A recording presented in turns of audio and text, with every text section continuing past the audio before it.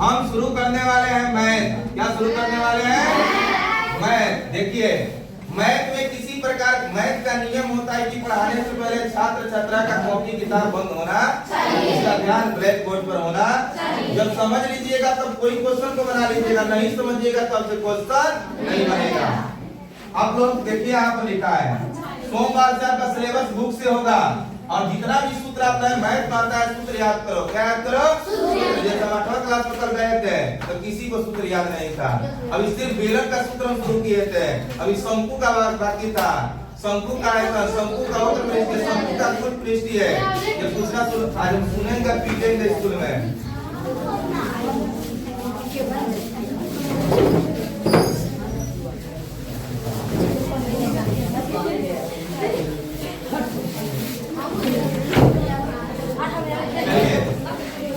बैठ जाइए जल्दी। बिंदु क्या लिखा हुआ है बाबू? 4,2। किसी को दिक्कत? ये मूल निकाले। क्या निकाले? मूल निकाले। आप लोग सवाल पढ़े हैं? बिंदु 4,2 के मूल निकाले। क्या निकाले? मूल निकाले। मूल बिंदु होता है। मूल क्या होता है? बिंदु। जैसे यहाँ दिया है कि बिंदु 4,2 के मूल निकाले। क्या निकाले? मूल। तो सबसे पहले बिहार बोर्ड का नियम है कि किसी भी क्वेश्चन को लिखने से पहले हल लिखिएगा। क्या लिखिएगा? सॉल्व मत लिखिएगा क्योंकि सीबीएसई पैटर्न में सॉल्व होता है। क्या होता है? लेकिन बिहार पैटर्न में क्या होता है? हल होता है। क्या होता है? हल। तो जैसे हमने यहाँ लिखा है क्वेश्चन में बिंदु 4,2 के मूल निकाले। इसमें कितना अंक है बाबू? कितना अंक है? अपना कोचिंग समझिए वेरीफाई हो चुका है।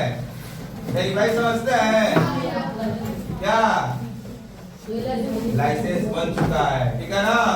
यानी कोई भी यूट्यूब चैनल किसी भी पत्रकार आकर मेरा न्यूज ले सकता है, कोई दिक्कत नहीं, कोई पकड़ाने की जरूरत नहीं है। अब पहले दिक्कत नहीं है।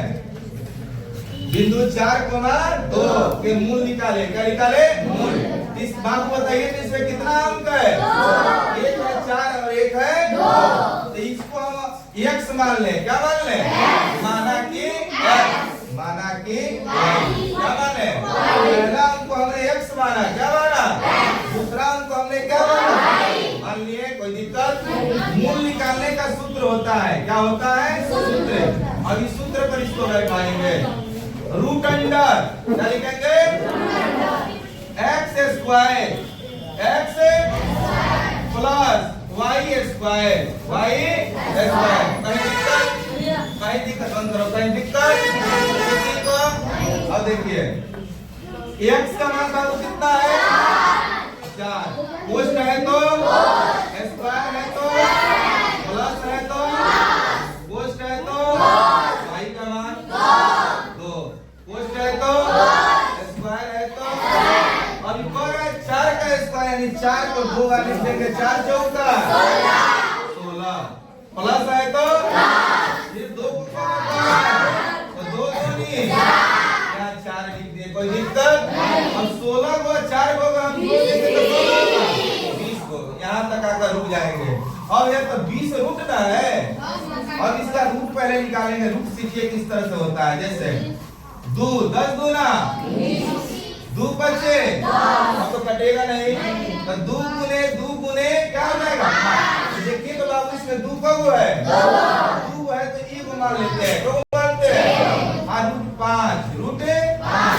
देखिए 2 दूनी 5 चौको यानी 2 रूट क्या हो जाएगा? 5। बनेगा कि नहीं बनेगा? कोई दिक्कत किसी को? किसी तरह से समझ में आया? मूल निकालने तो सारी है। बाबू यहाँ ध्यान दीजिए क्या लिखा है? बिंदु। क्या लिखा हुआ है? 4,2 6,8 बिंदु 4,2 6,8 का मध्य बिंदु। कौन बिंदु? मध्य बिंदु से।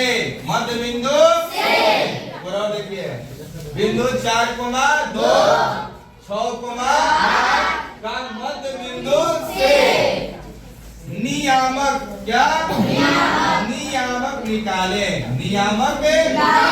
निकाले। यहाँ तक किसी को दिक्कत? अब यहाँ पर हम लोग क्या लिखेंगे? पहले ध्यान दीजिए, कॉपी पेन हटाइए।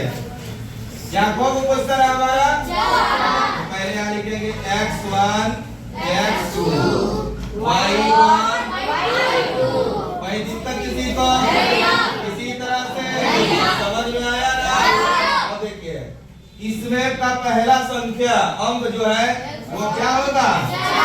इसमें का पहला अंक क्या होगा? दिक्कत? इसमें का दूसरा संख्या और समझ में आया ना? यहाँ पर भी समझ लीजिए, यह x1 है तो यह x2 होगा, यह y1 है तो यह y2 होगा। समझ में आ गया ना? अब समझिए मध्य बिंदु से क्या बाहर निकलेंगे?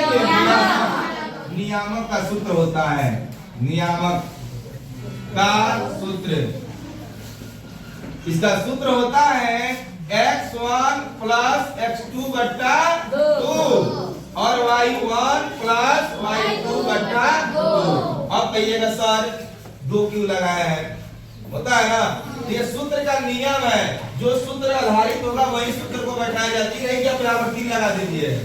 ये नहीं कि क्वेश्चन में 2 दिया गया सूत्र में भी 2 होगा, नहीं, यह नियामक का सूत्र का नियम है कि x1 प्लस x2 बट्टा 2 और y1 प्लस y2 बट्टा 2। यहाँ 2 ही रहेगा, 3 लगाने की जरूरत आपको नहीं है, लगाने की जरूरत आपको नहीं है। तो आप बताइए x1 का मान बाबू कितना है? प्लस है तो x2 का मान बट्टा है तो 2 है तो कोमा है तो y1 का मान प्लस है तो y2 का मान बट्टा है तो 2 है तो दिक्कत नहीं है। 6 व 4 को जोड़ देंगे बट्टा क्या हो जाएगा?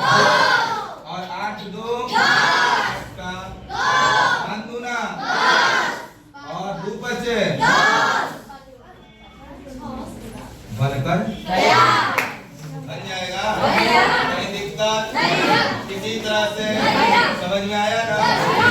बनाइए आराम से, यहाँ पर भी दिक्कत होगा आप लोग पूछ सकते हैं, दिक्कत नहीं है किसी को? किसी तरह से समझ में आ रहा है ना सब किसी को? बढ़िया से बनाइए।